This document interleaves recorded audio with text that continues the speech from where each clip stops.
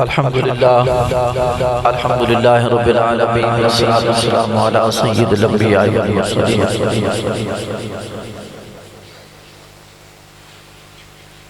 اما بعد فاعوذ باللہ من الشیطان الرجیم بسم اللہ الرحمن الرحیم قال اللہ تبارک و تعالی فی القرآن المجید والفرقان الحمید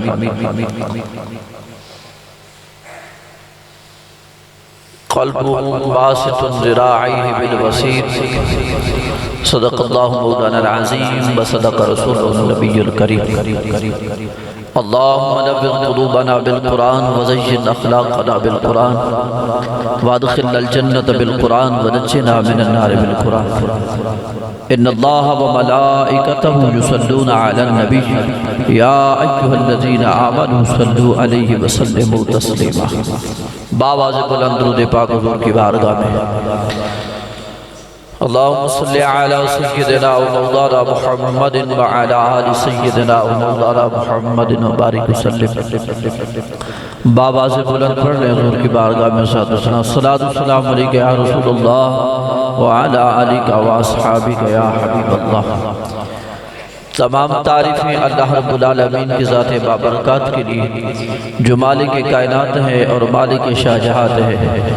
اللہ جل وعلا کی حمد و ثنا کے بعد محبوب کریم رؤوف الرحیم تاجدار انبیاء امام الانبیاء اللہ کے پیارے امت کے سہارے باعث تکمیل آدم و بنی آدم فقر عرب و عجم والی کون و مقام سیاہ لا مقام سید انسجا تتمہ دورہ سرخیل زہرہ جمالہ معصوم آمنہ احمد مصطفیٰ جناب محمد مصطفیٰ صلی اللہ علیہ وآلہ وسلم۔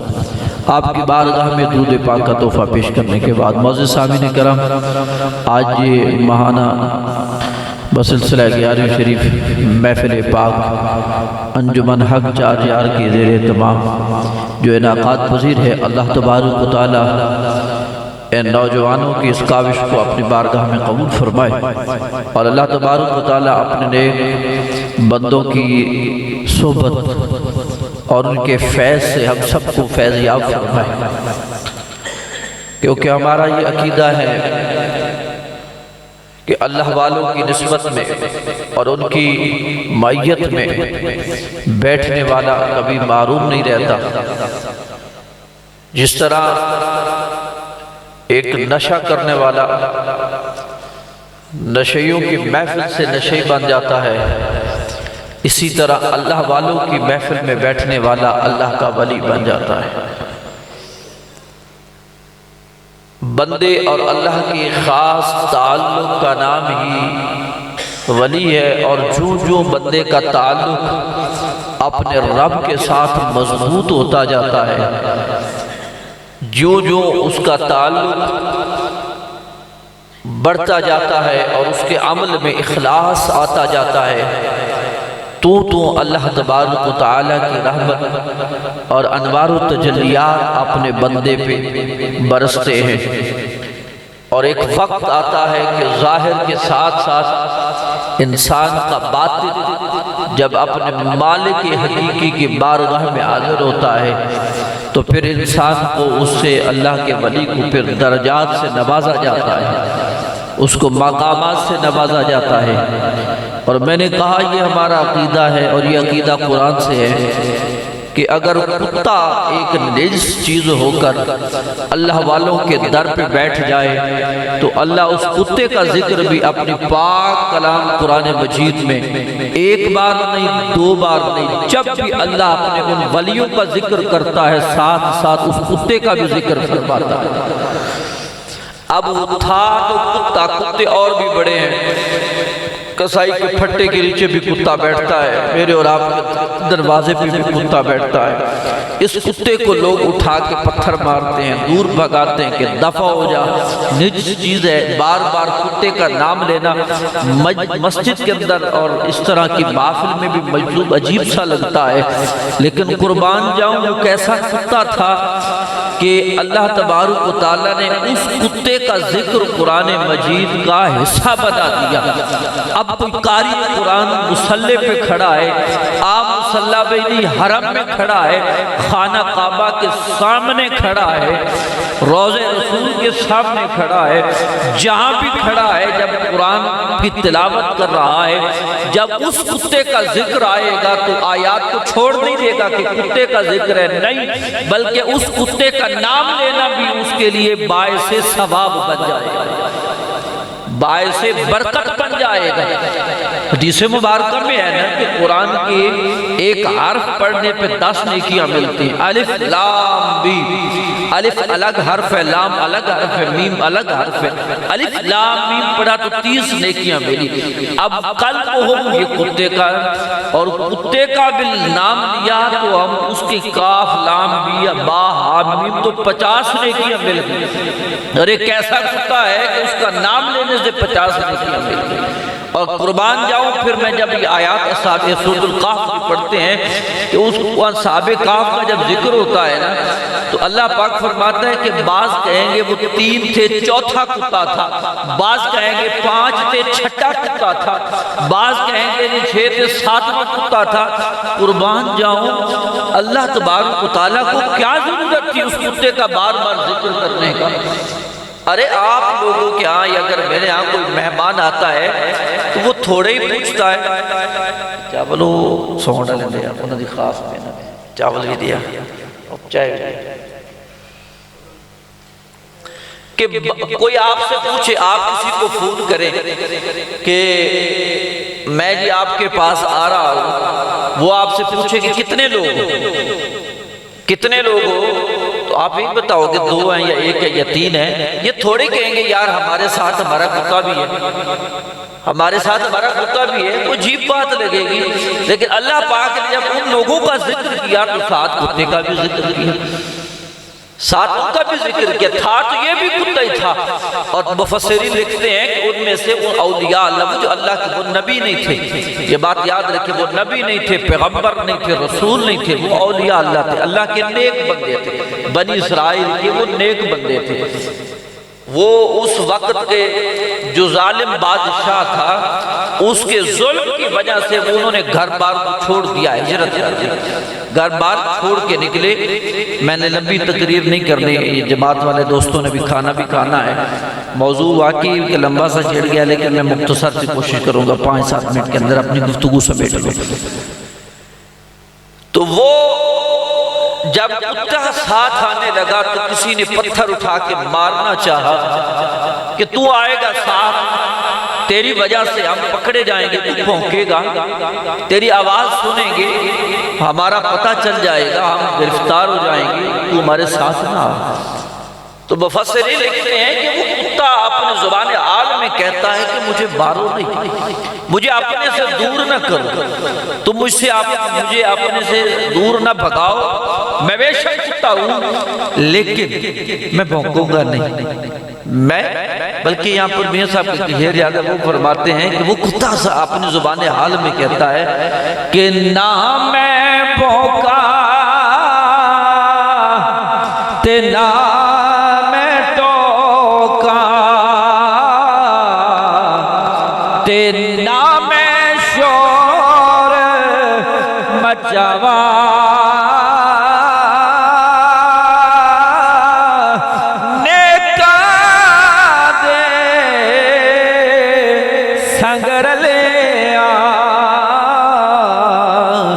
شاید میں بھی بخشیا جاوا،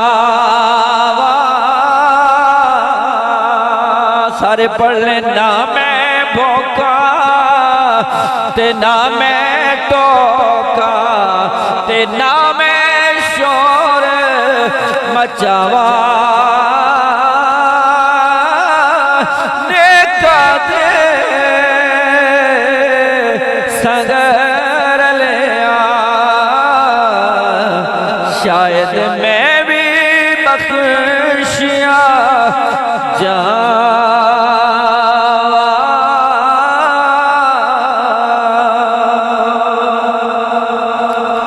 یہ ہماری محفل کا مقصد کیا ہوتا ہے کہ جو اولیاء اللہ کی تعلیم ہے، تعلیمات اولیاء، اس کو عام کریں۔ اور وہ تعلیمات کیا ہے؟ اور اس کے لیے خصوصاً جو شیخ عبد القادر جیلانی محبوب سبحانی، جو آپ نے اس امت کے لیے اللہ اور اللہ کے رسول کے پیغام کو پہنچایا ہے، جو دعوت دی ہے، ہم اس دعوت کو عام کریں۔ آپ کا مقام و مرتبہ کسی سے چھپا ہوا نہیں۔ شیخ عبد القادر جیلانی، خواجہ غریب نواز جیسی شخصیت، آپ اپنے حجرہ میں جب چلہ کاٹ رہے تھے نا، تو جب آپ نے کہا تھا کہ میرا قدم تمام اولیاء کی گردنوں پر ہے، تو آپ نے سر اور نیچے جھکا لیا۔ ہند میں بیٹھے ہیں مریدین نے پوچھا آپ نے سر کیوں اتنا جھکایا؟ آپ نے فرمایا کہ میری صرف گردن پہ نہیں، میرے سر پہ بھی آپ کا قدم ہے۔ یہ فیض جو ہے حضرت امام علی شیر خدا رضی اللہ تعالیٰ جو ولایت کا سلسلہ جو ہے نا فیض، یہ 12 امام جو آپ کی رسل میں آپ کی خون میں ہیں، حضرت کے امام مہدی علیہ السلام 12ویں امام، 11 امام حسن عسکری علیہ رحمت، یہ فیض چلتا آیا، اور یہاں سے یہ فیض حضور شیخ عبد القادر جیلانی غوث اعظم آپ کی طرف یہ فیض ٹرانسفر ہوا، آپ کے پاس یہ فیض گیا۔ اب جب حضرت امام مہدی علیہ السلام آئیں گے تب تک یہ فیض شیخ عبد القادر جیلانی علیہ رحمہ آپ کے پاس ہے۔ تو اس لیے فرمایا تب تک کوئی ولی نہیں بنتا جب تک شیخ عبد القادر جیلانی آپ ولایت کی مہر نہ لگائیں۔ اور آپ کوئی عام شخصیت نہیں، کرامات بڑی بڑی کتابیں، میں اس طرف نہیں جاتا، وقت پھر زیادہ لگ جائے گا، کہ آپ اللہ کی مخلوق سے بڑی محبت کرتے تھے، اور یہ تعلیمات اولیاء سے۔ کوئی مرید تھا آپ کا تو وہ دور سے آتا تھا، راستے میں کوئی دریا تھا، اور دریا سے کشتی، وہ تھا بھی بڑا غریب، اور اس کے پاس اتنے بھی پیسے نہیں ہوتے تھے کہ وہ کشتی والے کو دے کر وہ دریا کراس کر سکتا۔ بڑی اس کو تکلیف ہوتی تھی، بڑی مشکل ہوتی تھی۔ تو ایک دن وہ اپنا وہ سفر کر کے بڑا مشکل سے، بڑا پریشانی سے آگے، اب واپسی کے لیے پریشان ہو رہا ہے کہ میرے پاس پیسے نہیں ہیں، کچھ ہے نہیں، اور آپ کی مجلس میں بیٹھا ہے، دل میں یہی پریشانی آ رہی بار بار، اور آپ کی مجلس بھی کوئی عام مجلس نہیں ہوتی تھی۔ مولا علی قاری لکھتے ہیں کہ 70 ہزار بندے آپ کی ایک مجلس کے اندر ہوتے تھے، اور آپ کو اللہ تبارک و تعالیٰ نے جو فصاحت اور بلاغت عطا فرمائی تھی، وہ بھی نبی کریم صلی اللہ علیہ وسلم کی خاص عطا تھی۔ حضور شیخ عبد القادر جیلانی آپ خود فرماتے ہیں کہ میں چھوٹی سی مسجد تھی، جب میں نے خطابت شروع کی میں پریشان ہو گیا کہ خطابت یہ اہل عرب لوگ ہیں بغداد، اور میں عجمی ہوں، تو یہ عرب لوگوں کو میں عربی میں گفتگو کیسے سمجھاؤں گا، کیسے کروں گا، میرے لیے مشکل ہے۔ میں بڑا پریشان تھا، تو رات خواب کے اندر نبی رحمت صلی اللہ علیہ وسلم کی مجھے زیارت نصیب ہوئی۔ آقا کریم صلی اللہ علیہ وسلم نے فرمایا عبد القادر اپنا منہ کھولو، زبان مبارک اپنا منہ کھولو، تو نبی رحمت صلی اللہ علیہ وسلم نے اپنا دہان مبارک، اپنا لب مبارک میرے منہ کے اندر ڈال دیا۔ ایک بار ڈالا، 2 بار ڈالا، 3 بار، پورے 7 بار ڈالا، اور فرماتے ہیں دوسرے دن، پہلے دن اور پہلی رات کو حضور پاک کی زیارت ہوئی، دوسرے دن مولا علی شیر خدا کی زیارت ہوئی، تو مولا علی نے فرمایا عبد القادر اپنا منہ کھولو، اسی طرح حضرت مولا علی نے میرے منہ میں اندر لعاب ڈالا، پر 7 بار نہیں 6 بار ڈالا۔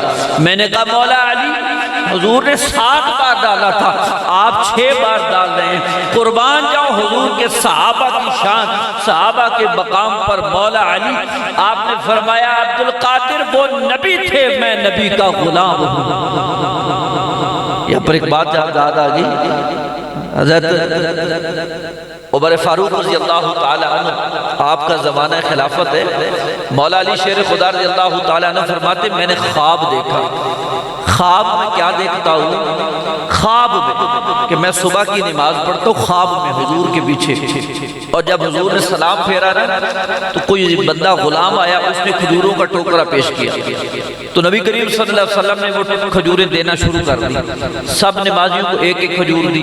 حضرت مولا علی شیر خدا رضی اللہ تعالیٰ فرماتے کہ جب کھجور میں نے لی نا منہ میں رکھی، مجھے بڑا مزہ آیا، میرے دل نے چاہا کہ میں ایک کھجور اور مانگ لوں حضور سے، لیکن ادب کی وجہ سے میں نے نہیں مانگی، میں خاموش رہا کہ جب سب کو ایک ایک مل رہی ہے، علی تو کون ہوتا ہے دوسری مانگنے والا؟ تو حضرت مولا علی شیر خدا فرماتے ہیں کہ ابھی میں خواب میں کھجور کھا رہا تھا، ادھر سے مسجد نبوی سے اذان کی آواز آئی، میری آنکھ کھل گئی۔ آپ فرماتے ہیں کہ جب میری آنکھ کھلی تو وہ کھجور کا ذائقہ میرے منہ کے اندر موجود تھا، کیونکہ نبی پاک صلی اللہ علیہ وسلم جب من رآنی فقط رآنی، جس نے مجھے خواب میں دیکھا اس نے حقیقتاً مجھے دیکھا، اور جس کو حضور خواب میں عطا کریں وہ حقیقتاً عطا ہوتا ہے۔ میرے اور آپ کے خواب کی طرح محض خواب نہیں ہوتا۔ اچھا مولا علی شیر خدا فرماتے ہیں میں اٹھا، وضو کیا، سنتیں پڑھی، میں مسجد چلا گیا۔ جب مسجد گیا تو دور تھا، وقت تھا، زمانہ تھا حضرت عمر فاروق رضی اللہ تعالیٰ عنہ کی خلافت کا۔ میں پیچھے جا کر کھڑا ہو گیا، وہی صورتیں جو رات میں نے خواب میں دیکھی حضور جماعت میں تلاوت فرما رہے ہیں، وہی صورتیں حضرت عمر فاروق رضی اللہ تعالیٰ عنہ تلاوت فرما رہے ہیں۔ آپ فرماتے ہیں میں سمجھ گیا کہ یہ میرے خواب کی تعبیر مجھے مل رہی ہے۔ کبھی کبھی خواب کی تعبیر ایسے بھی مل جاتی ہے، رات کو خواب دیکھا صبح تعبیر مل گئی، اور کبھی کبھی خواب کی تعبیر پانے کے لیے 40 سال گزر جاتے ہیں، مصر کے بازاروں میں بکنا پڑتا ہے، کنووں میں کنان کے جانا پڑتا ہے، اور کبھی مصر کے تخت پر بیٹھے ہوتے ہیں، پھر باپ آتا ہے کہتے ہیں یا ابت بابا یہ ہے وہ میرا خواب جو میں نے دیکھا تھا۔ کبھی خواب کی تعبیر پانے کے لیے 40 سال بھی گزر جاتے ہیں۔ تو مولا علی شیر خدا فرماتے ہیں میں چلا گیا، پیچھے نماز پڑھی، تو جب سلام پھیرا تو حضرت عمر فاروق رضی اللہ تعالیٰ عنہ نے جب سلام پھیرا نا، اسی طرح ایک بندہ کھجوروں کا ٹوکرا لے کر آیا۔ آپ نے کھجوریں دینا شروع کر دی، جب مجھے کھجور دی تو وہی رات والا ذائقہ کھجور میں مجھے محسوس ہوا۔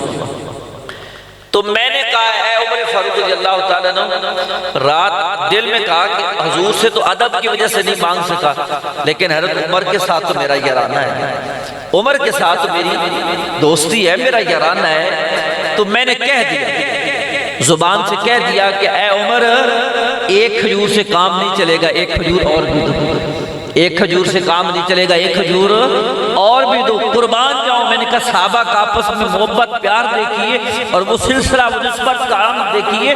حضرت عمر فاروق رضی اللہ تعالیٰ نے مسکرائے، آپ مسکراتے مسکراتے جواب دیتے ہیں علی اگر رات حضور نے دو دے دی ہوتی تو میں بھی تجھے دوسری دے دیتا۔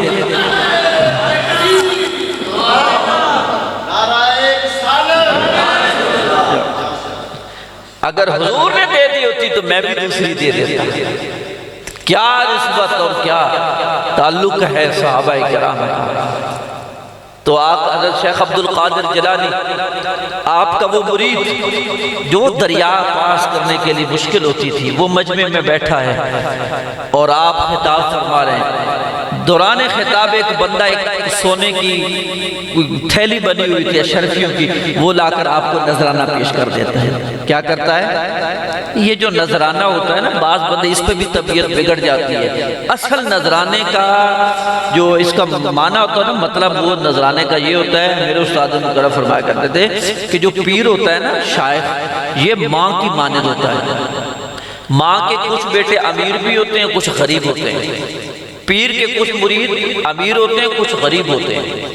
ماں کا کیا کام ہوتا ہے؟ وہ امیروں سے لیتی ہے، جو کمزور ماڑا بیٹا ہوتا ہے نا، ماڑی جو کمزور بچے ہوتے ہیں ان کی مدد کرتی ہے۔ پیر کا کام بھی یہی، اصل نذرانے کا مطلب یہی ہوتا ہے کہ وہ امیروں سے لے اور غریبوں کو دے۔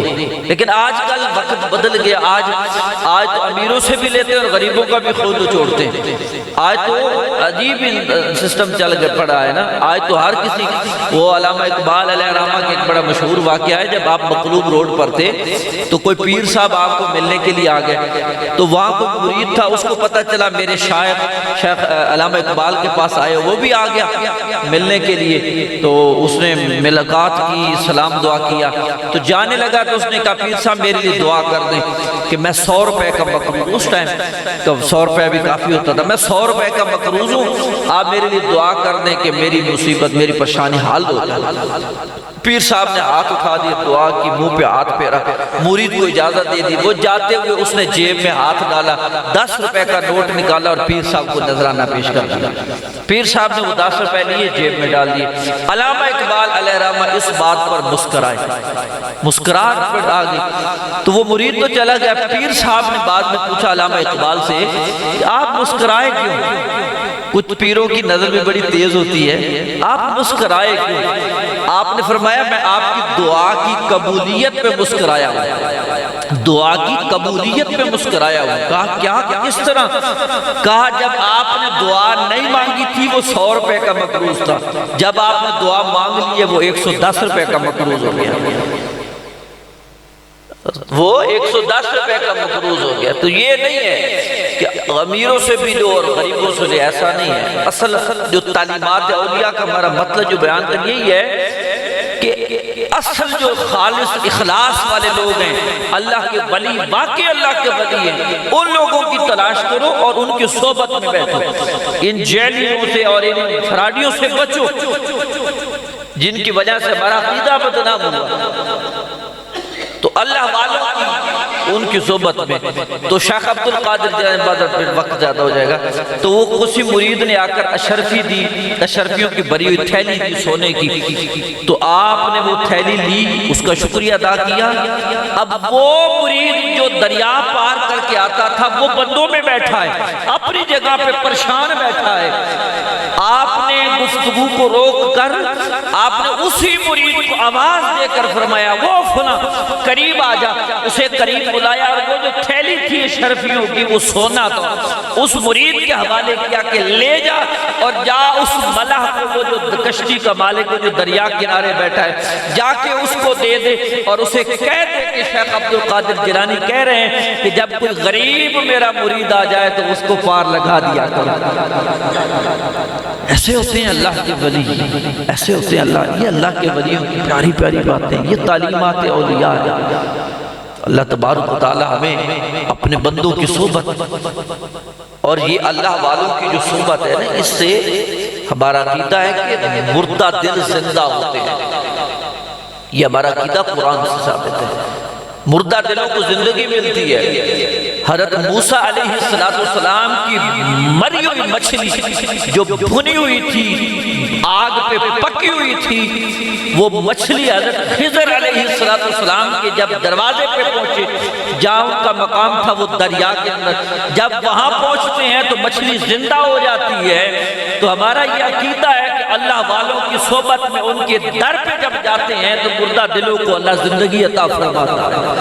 اللہ تبارک و تعالی ہمیں سمجھ نصیب فرمائے اور ان نوجوانوں کی اس کاوش کو اللہ اپنی بارگاہ میں قبول فرمائے۔ وآخر دعوانا الحمدللہ رب العالمین۔ اللہ